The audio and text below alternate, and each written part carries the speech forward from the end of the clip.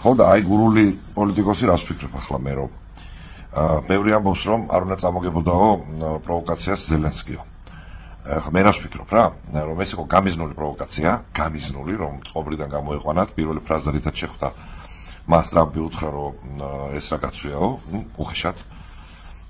ხო და რო არ წამოგებოდა, ეს იყო პირველი ფაზა ამ პროვოკაციის, რომელსაც მოყვებოდა მეორე ფაზა, შემდეგ მოყვებოდა მესამე ფაზა, შემდეგ მოყვებოდა მეათე ფაზა.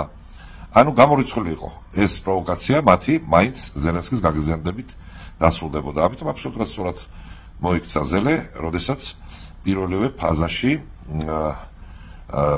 აჩვენა ყველას ვისთან აქვს საქმე. ამერიკას კერძოდ ტრამპს და მის ადმინისტრაციას უნდოდა რომ ომის არ შეჩერება და არ დამთავრება დაბრალებოდა ზელენსკის. ანუ ტრამპი იტყვის ახლა ეგერ პუტინს უნდა ძბაო, მეც მინდა ძბაო და ამას ხედავთ რა დღეშია, არ უნდა ომის დამთავრება.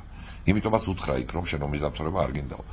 ასე რომ ეგ გამორიცხეთ იქ რომ ზელენსკი არ უნდა წამოგებოდა პროვოკაციას. ჩემი გურული ტვინით რა თქმა უნდა ძმებო.